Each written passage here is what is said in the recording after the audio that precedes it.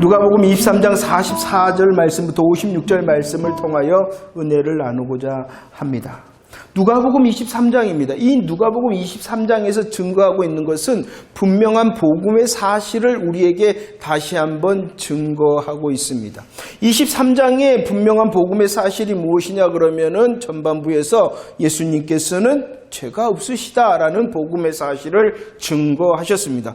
예수님께서는 죄가 없으신 분으로 하나님의 아들이 되시고 그리스도가 되시고 또한 의인이 되신다라는 사실을 말씀하고 있는 것이죠. 그리고 그 죄 없으신 예수님께서 또한 분명히 죽으시고 장사되셨다라는 것이 이 누가복음 23장의 분명한 복음의 사실입니다. 자, 오늘 두 번째 내용이죠. 우리 예수님께서는 분명히 죽으심으로 장사되셨다는 것입니다. 이렇게 예수님께서 죄 없으신 예수님께서 십자가의 고난을 당하시고 죽어 장사되신 것은 힘이 없거나 어쩔 수 없는 것이 아니라 하신 말씀대로 그리고 작정하신 대로 이루어진 것이다 라고 성경은 증거하고 있습니다. 그리고 우리에게 말씀하시는 이 예수님의 십자가의 시간에 대하여 성경은 증거를 하고 있는데요. 마가복음 15장 25절 말씀에 보면은 못 박히셨다. 죄 없으신 예수님께서 못 박히셨다 십자가에. 그런데 그 시간을 어떻게 말씀하고 있냐 그러면은 제3시다. 이것을 우리 시간으로 하면은 오전 9시가 되어지는 것입니다. 오전 9시에 예수님께서는 십자가에 못 박히셨죠. 그 다음에 누가복음 23장 44절 말씀을 읽어볼까요? 시작. 때가 제6시쯤 되어 해가 빛을 잃고 온 땅에 어둠이 임하여 제9시까지 계속되어졌다. 예수님께서 오전 9시에 십자가에 못 박히셨고요. 누가복음 23장 44절에서는 제6시부터 제9시까지 이것은 정오부터 오후 3시를 말하는데 그때 무슨 일이 있었냐 그러면은 해가 빛을 잃고 온 땅에 어둠이 임하였다라고 말씀합니다. 예수님께서 9시에 십자가에 못 박히셨고요. 12시부터 3시까지 어둠이 임하였다라고 말씀을 합니다. 그리고 23장 46절 숨지셨다라는 그 시간도 오후 3시가 되어지는 것입니다. 자, 이렇게 예수님의 십자가의 시간을 향하여 말씀하시는데 누가복음 23장 44절에서는 특별함을 우리에게 말씀하고 있는데 그 특별함이 무엇이냐 그러면은 해가 빛을 잃고 온 땅에 어둠이 임하였다라고 말씀하고 있습니다. 복음의 사실이 무엇이었냐 그러면 죄 없으신 예수님이라는 것이요. 그 죄 없으신 예수님께서 지금 십자가에 못 박히셨다. 그 십자가에 못 박힘의 시간 가운데에 어떠한 일이 있었냐 그러면 해가 빛을 잃고 온 땅에 어둠이 임하였다라는 것입니다.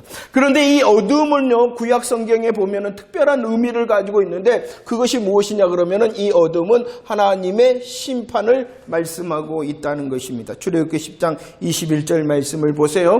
그 출애굽기 10장에서는 온 애굽 땅을 심판하시는 하나님의 일하심에 대하여 말씀하시는데 그 온 애굽 땅을 심판하시는 하나님의 일하심 가운데 무엇이 있냐 그러면은 흑암, 어둠이 있다는 것이 흑암, 어둠은 하나님의 심판이라는 것이죠.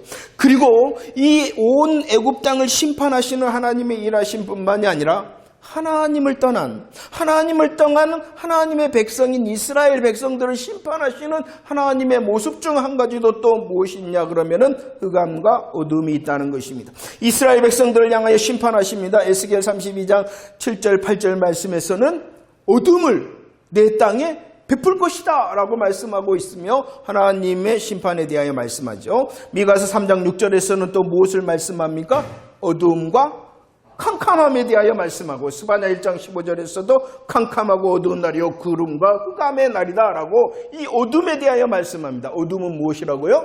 하나님의 심판입니다. 온 애굽 땅을 심판하실 때도 하나님이 흑암과 어둠으로 하나님을 떠난 이스라엘 백성들을 심판하실 때도 이 흑암과 어둠과 캄캄함으로 심판을 행하셨다는 것입니다. 그뿐만이 아닙니다. 온 애굽 땅을 하나님을 떠난 이스라엘 향하여 심판하시는 주의 모습이었을 뿐만이 아니라 요엘서 2장 31절 말씀, 이 날은 어떠한 날이냐? 크고 두려운 날. 이것은 하나 주의 재림의 날을 의미하는 말씀인데 그 주의 재림의 날은 어떠한 날이냐 그러면 온 세상을 심판하시는 것이.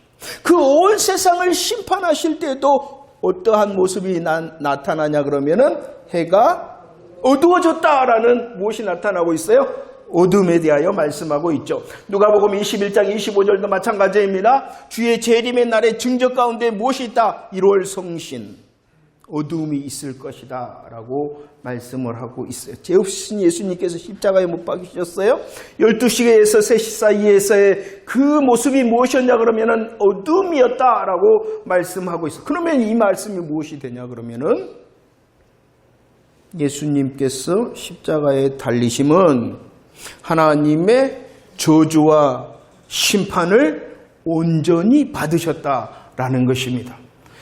하나님의 심판인 저주, 하나님의 심판인 이 저주와 심판을 우리 예수님에게 온전히 쏟아붓고 있는 모습을 어둠이 임하였다라고 말씀하고 있는 것입니다. 죄가 없으셨는데 예수님께서 죄가 없으신 예수님께서 십자가를 지셨을 때에 어둠이 임하였다. 하나님의 심판이 임하였다는 것입니다. 그 예수님께서 하나님의 저주와 심판을 온전히 다 받으셨다. 우리를 대신하여. 그리고 말씀합니다. 누가복음 23장 45절 말씀을 읽어봅시다. 누가복음 23장 45절 시작. 성소의 휘장이 한가운데로 찢어지셨다. 하나님의 심판과 저주를 예수님께서 대신 우리를 위하여 받으셨습니다. 하나님께서는 그 예수님 위에 하나님의 심판과 저주를 온전히 쏟아 부으셨습니다. 그리고 하신 일이 무엇이었냐 그러면은 휘장을 찢으셨다. 굉장히 중요한 사실이에요. 휘장을 찢으셨다라고 말씀합니다. 이 휘장이 무엇이냐? 휘장이라는 것은 출애굽기 26장 33절 말씀에 보면은 휘장은 무엇이냐 그러면은 무엇이에요? 구분하는 것이다 라고 말씀하고 있습니다.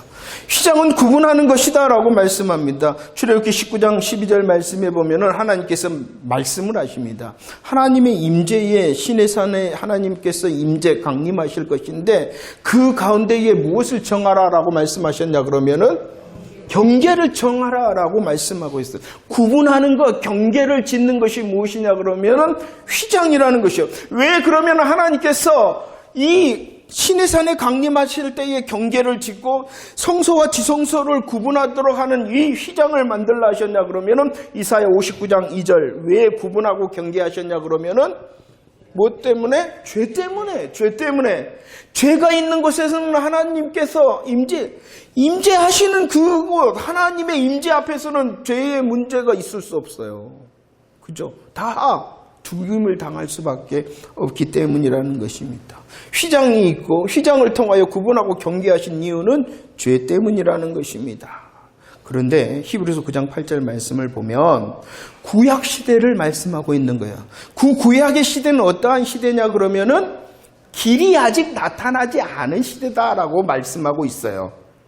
물론 하나님께서는 대제사장을 통하여 속죄의 제물을 드리라라고 하시며 짐승의 피를 흘리도록 하셨어요. 그러나 그 짐승의 피는 오늘 말씀에 보면은 뭐라고 말씀하고 히브리서 10장 4절 5절 말씀 짐승의 피는 죄를 없이 못하는 것 구약에 하나님께서 대제사장을 통하여 속죄의 제물을 드리도록 하셨으나 그것은 짐승의 피요. 그 짐승의 피는 죄를 없이 하지 못하기 때문에 구약의 시대는 길이 아직 나타나지 아니한 시대, 아직도 여전히 구분되어져 있고 경계되어져 있다는 것이죠. 그래서 죄를 없이 못하기 때문에 5절 말씀에 보면은 한 몸을 예비하셨다. 그 예비하신 분이 누구이시냐 그러면은 죄가 없으신 예수님, 그 죄가 없으신 예수님을 준비하셨을 뿐만이 아니라 그분은 십자가에 못 박히심으로 어둠의 심판과 저주를 온전히 쏟아내심으로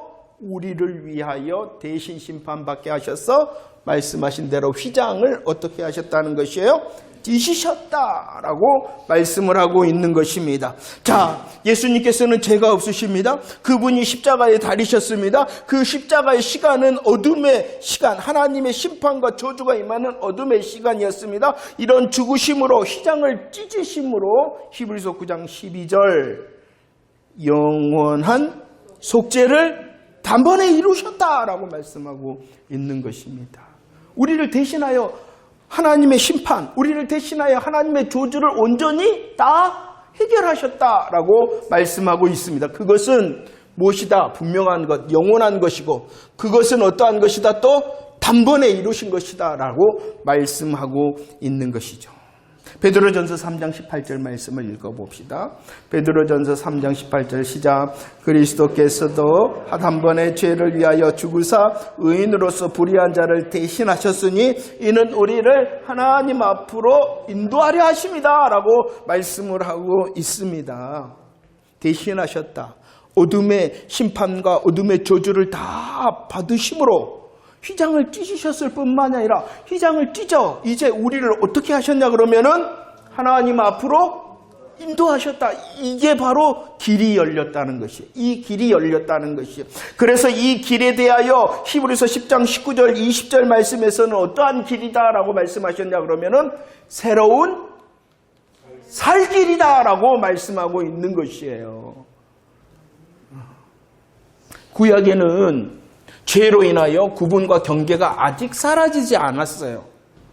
그래서 예수님께서는 십자가에서 피 흘리심으로 우리를 위하여 대신 십자가에 죽으심으로 심판받으심으로 저주받으심으로써 휘장을 찢어 새로운 산 길을 여셨다라고 말씀하셨어요. 여심으로 우리를 하나님 앞에 인도하셨을 뿐만이 아니라 이제 우리들은 어떠한 자가 되어졌다라고 말씀합니까? 우리 다시 한번 히브리서 10장 19절 20절 시작. 그러므로 형제들아 우리가 예수의 피를 힘입어 성소에 들어갈 담력을 얻었나니 그 길은 우리를 위하여 휘장 가운데로 열어놓으신 새로운 살 길이요 휘장은 곧 그의 육체다. 육체를 찢으심으로 휘장을 찢으심으로 우리를 위하여 새로운 살 길을 준비하시고 열어주셨어요. 하나님 앞으로 인도하게 하셨어요. 그리고 우리들은 어떻게 합니까? 담대히 들어갈 수 있게 되어졌다라고 말씀을 하고 있어요. 이 은혜를 저와 여러분들이 누리기를 축원합니다. 정말로 우리는 하나님 앞에 정말 여호와 하나님 앞에 나아갈 수 없는 자들이에요. 구분되어졌고 경계가 있는 자였어요. 아니 나아가고 싶어도 나아갈 수가 없었어요. 그러나 죄 없으신 예수님께서 십자가 위에서 어둠의 심판을 받으심으로 우리를 위하여 대신 받으심으로 휘장을 찢으셔서 우리로 하나님 앞에 인도하게 하셨을 뿐만이 아니라 우리들이 예수의 피를 힘입을 때에 언제든지 어디서나 담대하게 하나님 앞에 나아갈 수 있도록 하셨다라고 말씀합니다. 그 놀라운 일을 이루시고 요한복음 19장 30절에 뭐라고 예수님께서는 말씀하셨냐 그러면은 다 이루었다라고 말씀하신 거예요. 죄의 구분과 경계를 없이 하셨을 뿐만이 아니라 우리로 하나님 앞에 인도하셨을 뿐만 아니라 이제 우리가 그 예수의 피를 힘입어 담대히 나아갈 수 있도록 하신 이 복음의 성취하심으로 인하여 예수님께서는 다 이루었다라고 말씀을 하고 있습니다. 자, 다 이루었다라는 방법, 다 이루었다라고 하신 방법은 무엇이냐 그러면은 죄 없으신 예수님께서 십자가 위에서 어둠의 심판 저주를 받으시는 것이었어요. 그런데 사람들은 그 시간에 뭐라고 말했냐 그러면은 그 하나님의 뜻을 이루는 어둠의 십자가 앞에서 사람들은 뭐라고 말했냐 그러면은 35절 말씀이 야 너가 하나님의 택한 자냐? 너가 그리스도냐? 그러면은 십자가에서 내려와라. 이렇게 말하고 있죠. 39절 말씀도 마찬가지입니다. 행악자가 또 뭐라고 말합니까? 너가 그리스도냐? 그러면은 야 너뿐만이 아니라 우리도 십자가에서 좀 내려보내보라. 이렇게 말씀을 하고 있습니다. 이 말이 무엇이냐 그러면은요. 기적을 보여주라는 것이에요. 기적을 보여라. 기적을 보이면 내가 믿어줄게. 라고 말하고 있는 거예요. 너가 정말로 하나님의 택한 자냐? 너가 그리스도냐? 그렇다면 기적을 보이라는 것입니다. 그 기적을 보이면 내가 믿어줄게 라고 말하는 거죠. 그러나 분명히 말을 했어요. 기적이 하나님의 뜻이 아니에요. 기적이 다 이루었다 하시는 예수 그리스도의 고백의 방법이 아니에요. 오직 다 이루었다 하시는 하나님의 뜻을 온전히 이루는 것은 기적을 베푸는 것이 아니라 고난과 저주의 잔을 마시는 것, 십자가에서 내려오지 않고 그 어둠의 저주와 심판을 온전히 받아내시는 것이 하나님의 뜻이었죠. 그리고 예수님께서는 그 뜻을 절대 순종하심으로 다 이루었다라고 말씀을 하고 있는 것입니다. 우리들도요, 정말로 예수 그리스도의 은혜를 통하여 하나님 앞에 나아갈 때 담대히 나아갈 적마다 구해야 될 것은 하나님의 뜻을 구하고 그 하나님의 뜻을 온전히 순종해낼 수 있는 은혜, 온전히 순종할 수 있는 믿음의 힘을 달라고 구해야 될 줄로 믿습니다. 예수님의 절대 순종을 통하여, 하나님의 뜻에 대한 예수님의 절대 순종을 통하여 우리는 구원을 받았어요. 자, 이제 한번 이 예수님의 생애에 대하여 누가복음의 말씀을 통하여 정리 한번 해보도록 하겠습니다. 누가복음 2장 13절 14절 말씀은 예수님의 탄생의 모습입니다. 예수님의 탄생의 모습, 그 시간에 누가 찬양을 하냐 그러면은 천군 천사가 찬양을 합니다. 그 천군 천사의 예수님의 탄생의 찬송의 내용 중에 하나가 무엇이었냐 그러면은 영광이었다는 것입니다. 하나님께 영광을 돌립니다. 예수님이 탄생합니다. 천군 천사가 찬양합니다. 하나님의 영광 찬양이었다는 것입니다. 누가복음 2장 20절 누구도 찬양하냐 그러면은 목자들도, 예수님의 탄생을 목격한 목자들도 찬양합니다. 찬송합니다. 그 찬송의 내용도 무엇이었냐 그러면은 하나님께 영광 돌렸다. 예수님의 탄생은요, 하나님께 영광을 돌리는 일이었다는 것입니다. 그리고 우리들이 누가복음에서 계속 살펴보았죠. 누가복음에서 계속 중풍병자를 예수님께서 고치셨습니다. 그러자 사람들이 하나님께 영광을 돌렸죠. 나인성 과부의 독자를 예수님께서 살려내십니다. 그럴 때도 많은 사람들이 하나님께 영광을 돌립니다. 18년 동안 귀신이 들려 앓았습니다. 한 번도 펴지 못하는 그 여자를 고치실 때도 사람들이 하나님께 영광 돌렸습니다. 고침받는 10명의 문둥병자 중 한 사람이 예수님을 향하여 나오며 하나님께 영광을 돌리고, 바디모의 눈을 고치실 때에 또 그가 보게 될 때에 하나님께 영광 돌렸어요. 예수님의 탄생이 영광이었을 뿐만 아니라 예수님의 숨쉬는 것, 예수님의 숨쉬는 그 생애와 예수님께서 하시는 모든 일은 무엇이었냐 그러면 하나님께 영광 돌리는 일. 시작이 영광이었어요. 그의 삶의 시간이 영광이었어요. 그리고 예수님, 우리들이 보았지 않습니까? 우리들이 예수님의 마지막도 봅니다. 누가복음 23장 47절 말씀에 보면은 예수님의 죽음조차도 백부장이 그 모습을 보면서 하나님께 무엇을 돌렸냐 그러면은 영광을 돌렸다 라고 말씀합니다.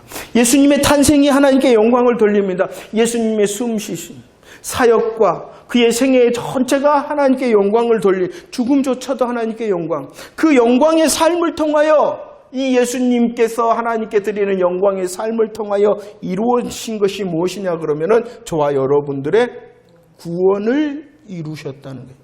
구원을 이루시는 것. 저와 여러분들을 죄와 사망에서 건져내신 그 구원을 이루심이 주님께 영광을 돌리는 일이라는 것입니다. 그런데 이 구원의 능력은 어디까지 미치냐 그러면은 참 놀라운 것이 이 누가복음에서 백부장이 나옵니다. 누가복음 7장 말씀에 그 백부장을 향하여 예수님께서 칭찬하셨어요. 뭐라고 말씀하시며 칭찬하셨습니까? 이스라엘 중에 이만한 누구를 칭찬하신 거예요? 믿음 있는 백부장을 향하여 칭찬하셨다라고 말씀합니다. 그럴 뿐만 아니라 또 다른 백부장이 23장에 나옵니다. 그 백부장은 어떠한 백부장이었냐 그러면은요, 그 십자가를 주관하였던, 그 십자가의 시작과 마지막을 최종적으로 주관하였던 백부장이 뭐라고 말하고 있습니까? 하나님께 영광을 돌렸다. 백부장의 믿음을 보시고 우리 예수님께서 칭찬하셨고, 십자가를 책임졌던 이 백부장이 하나님을 향하여 영광을 돌렸고, 그런데 또 이 누가복음의 저자가 누구냐 그러면은, 누가복음 누가 썼냐 그러면은 누가가 썼어요. 그 누가가 쓴 다른 복음이 있어요. 그것이 무엇이냐 그러면은 사도행전이 나오죠. 사도행전에서 또 다른 백부장이 나옵니다. 그의 이름이 누구냐 그러면은 백부장? 이해가 되십니까? 놀라운 하나님의 일하심의 모습을 백부장. 이스라엘에도 없는 믿음을 찾으셨던 백부장. 그 십자가에서도 믿음의 고백을 받으시게 하도록 입을 열게 한 백부장. 그리고 예수님께서 이제 복음의 은혜로 백부장 고넬료를 부르셨습니다. 이 예수님의 모든 생애를 위하여 영광을 받으셨는데 그 영광 받으심의 결과가 무엇이라고요? 저와 여러분들의 구원이죠. 이 구원의 능력은 어디까지 미치냐 그러면은 백부장 하셨던 것처럼 유대인뿐만 아니라 모든 열방을 구원하는 능력이 되어진다라고 말씀을 하고 있습니다. 우리들 다 알고 있죠. 그러나 계속 말씀하고 있는 우리는 이 복음의 사실을 좀 더 자세히 알아야 돼요. 그리고 이 복음의 사실을 잘 알기 위하여 다시 반복하고 있는 것입니다. 예수님의 죄 없으심, 예수님의 십자가 중에서 어둠, 이 어둠은 저와 여러분들을 위하신 저주와 심판을 온전히 받아내심이라는 그러므로 통하여 이루신 결과가 무엇이라고요? 휘장을 찢어 우리로 하나님 앞에 초대하고 우리로 담대히 나아갈 수 있도록 하나님께서 영광을 받으셨는데 그 영광의 능력은 유대인에게만 있는 것이 아니라 유대인에게만 머무르는 것이 아니라 어디에게까지? 우리에게까지 왔어요. 이것이 복음의 사실이라는. 이 복음의 사실을 우리들은 말할 수 있어야 돼요. 자세히 말할 수 있어야 돼요. 더 잘 말할 수 있어야 돼요. 그냥 예수님 십자가, 예수님께서 부활, 맞아요. 그러나 그 부활의 그 십자가의 시간에 대해서도 말할 수 있어야 되고요. 그 부활의 시간에 대해서도 말할 수 있는 자가 되어져야 돼요. 이게 왜 중요하냐? 아니면 의무에 잡힙니다. 이 부활의, 이 복음의 사실에 대하여 더 자세히 알고 더 잘 아는 자가 돼야지 의무에 잡히는 것이 아니라 은혜와 감사에 잡히는 자가 되기 때문이라는 것이에요. 그러니까 예수님께서 십자가에 죽으셨어, 부활하셨어가 아니라 이렇도록 우리를 향하여 자세하게 반복하여 말씀하는 이유가 무엇입니까? 우리로 자세하게 반복하여 알라고 말씀하기 때문이라는 것입니다. 자, 예수님께서는 죄가 없으신데 예수님께서는 십자가에 못 박히시고 그 십자가의 시간은 어둠의 시간으로 우리를 위하여 대신 십자가에서 심판과 저주를 온전히 받아내셨다. 휘장을 찢으셨고 우리를 구원해내셨다라는 복음의 사실을 말씀하시는데 이 복음의 사실이 계속되어지는 시간, 예수님의 죽으심 그리고 그 죽으심 이후의 시간은 장사되심이죠. 죽으시고 장사되셨다. 이 장사되는 일에 쓰임받은 사람이 있었습니다. 십자가의 절대 순종 다 이루었다 하심의 구원을 이루신 예수님께서는 장사되셨죠. 그 예수님의 장사에 쓰임받은 사람이 누구였냐 그러면은 아리마대 사람 요셉이 쓰임을 받았다는 것입니다. 성경은 이 요셉에 대하여 자세히 잘 설명하고 있습니다. 누가복음 23장 50절 51절 말씀에서는 그는 어떠한 사람이었냐 그러면은 공의 의원이었고 선하고 의로운 사람이었고 하나님의 나라를 기다렸으며 예수님의 십자가에 반대하였던 사람이다 라고 말씀을 하고 있습니다. 이런 이 아리마대 사람 요셉을 향하여 마태복음 27장 57절은 한마디로 말합니다. 그는 누구였다? 제자였다. 한마디로 말하고 있는 것입니다. 아리마대 사람 공의였다. 선하고 의로웠다. 하나님의 나라를 기다리는 자였다. 그는 예수님의 십자가에 대하여 반대표를 던졌던 사람이었다. 아니 한마디로 그는 예수님의 제자. 누가 쓰임받았느냐? 예수님의 장사 되시는 그 시간에 누가 쓰임받았냐 그러면은 제자 요셉이 쓰임받았다. 이 쓰임받음에 대하여 특별하게 설명을 하고 있습니다. 누가복음 23장 52절 그가 빌라도에게 가서 어떻게 말합니까? 예수의 시체를 달라. 그런데 이 사실을 마가복음 15장 43절에서는 조금 더 자세히 설명하고 있습니다. 예수의 시체를 달라라고 말하는 그의 모습을, 이 요셉의 모습을 뭐라고 표현하고 있냐 그러면은 당돌이, 이 당돌이라는 뜻이 무엇이냐 그러면은 용기 있게 말하겠다. 창세의 시간에 쓰임받았던 이 제자 요셉은 어떠한 사람이었냐 그러면은 믿음의 용기가 있는 사람이었다. 믿음의 용기, 반역자, 모든 사람들이 지목하였던 반역자. 제자 요셉은 용기를 내었다. 이렇게 말씀하고 있습니다. 마태복음 27장 60절 말씀에서는 용기를 내었을 뿐만이 아니라 무덤, 이 무덤은 어떠한 무덤이었냐 그러면은 새 무덤. 그런데 이 새 무덤은 어떠한 무덤이었냐 그러면은 자기 것, 자기를 위한 것이었어요. 자기를 위한 것이었어요.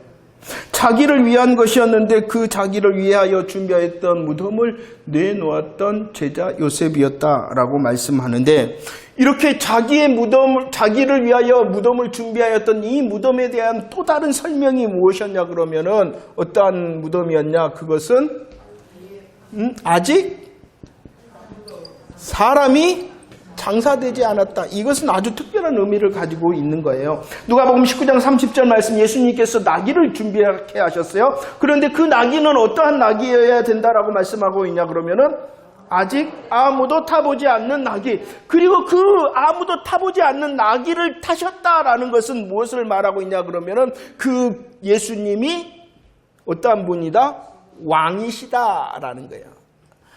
왕이 되신 그 예수님께서 나귀를 타셨죠. 그 나귀는 어떠한 나귀? 아무도 타보지 않는 왕이시기 때문에 마찬가지예요. 자기를 위하여 준비한 이 무덤은 새 무덤, 아무도 장사되어지지 않는 새 무덤. 그렇기 때문에 아무도 장사되지 않는 무덤을 내어놓음으로 이 요셉은 어떠한 장례를 준비한 것이 되어지냐 그러면은 왕의 장례식을 준비한 것이, 예수님의 왕되심을 고백하며 장례를 치렀던 것입니다. 그리고 또한 이 무덤의 장사의 시간에 세마포를 사용하고 있는데, 이 세마포의 의미는 부활 소망을 의미하고 있는 것입니다. 부활 소망의 장례가 되게 하였어요. 제자 요셉을 통하여 하나님께서 그를 사용하셨죠. 그의 용기를 사용하셨습니다. 그의 자기 희생을 사용하셨습니다. 그리고 그 예수님의 장례가 왕의 장례가 되게 하시고 부활 소망의 장례가 되게 하셨어요. 제자 요셉이 복음으로 사용되어졌다. 이렇게 말씀을 하고 있습니다. 제자 요셉.